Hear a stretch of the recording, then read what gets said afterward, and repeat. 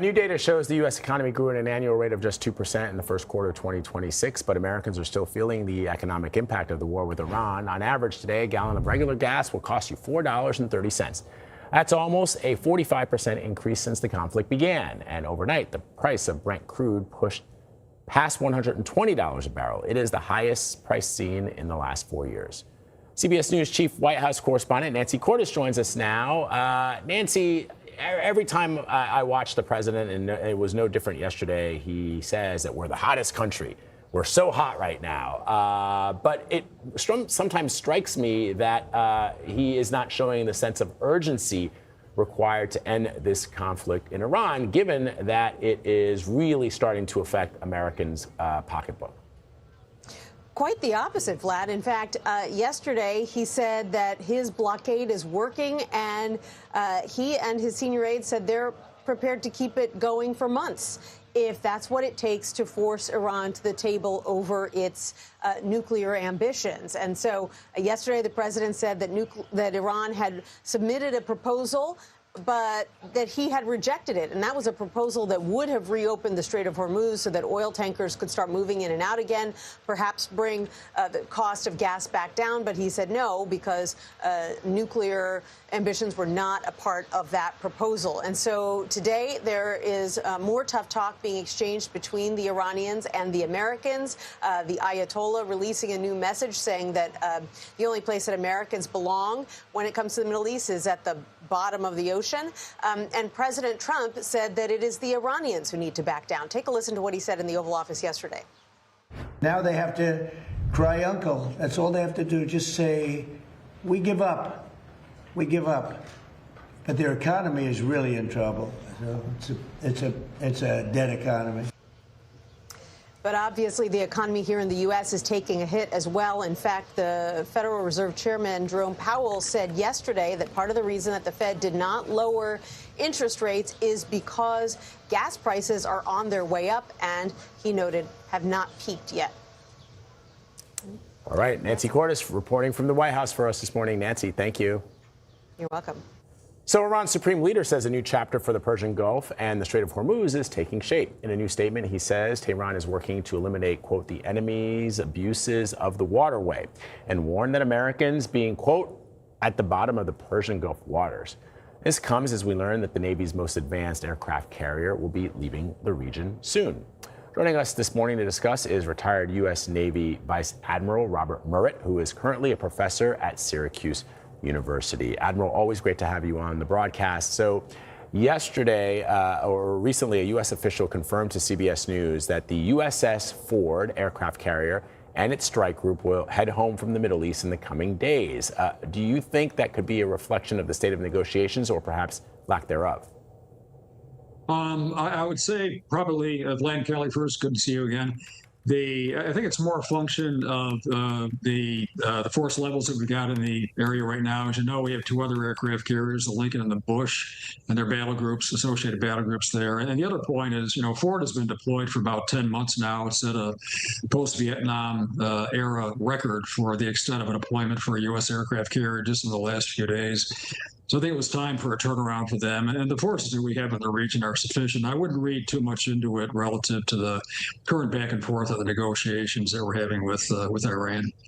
Yeah, I think that's important context. I do want to ask you, Admiral, there's been some back and forth recently over how the troops in the region are being fed right now. Without opining on any of that specifically, how does that actually work from a logistics perspective, you know, getting food over there and whatnot? Yeah, Kelly, first, full disclosure, I have had years of experience eating meals on ships, so I'll try to keep it as short as I can.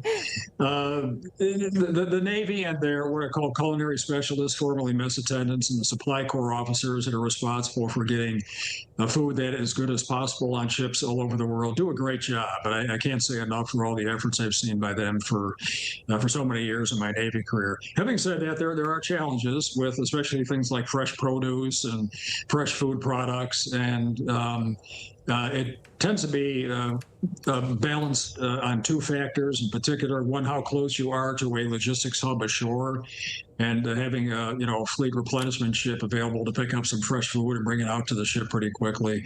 And then the second is the availability to get ship stores at a port visit. If you have a long underway period, as it's called, months, for example, which some of us have done, it's very difficult to get the kind of storage you need and fresh food products as much as possible. A final comment: you'll always have enough food on a Navy ship, in my experience. It may be canned or frozen and not fresh. There's always enough calories out there. And just one really final comment: sailors like me and the rest of us are always have a inherent right to complain about food, and it's something that I think happens to all the military services, the Army, the Navy, the Air Force, the Marines, and so on. And that's just an inherent right that we have in the military. I, for one, will say on the record that when I was an Army cadet, I loved my MREs.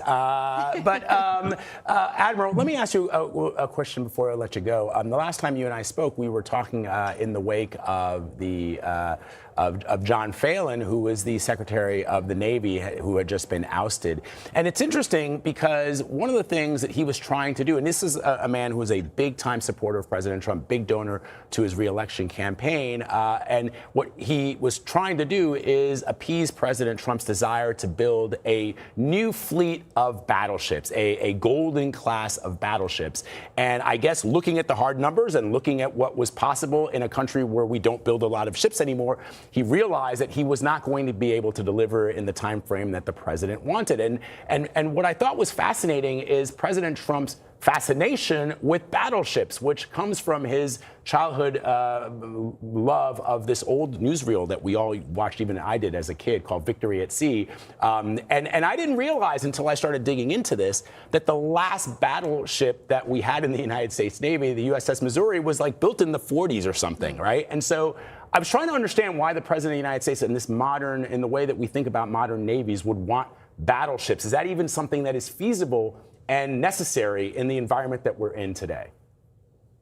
Yeah, Vlad, a great point. I would just start by saying that, maritime warfare has changed dramatically since the era of battleships. I mean, they're obviously hugely important during World War II, although at that time there was a major inflection point where aircraft carriers, because of their long-range strike capability, really was pivotal.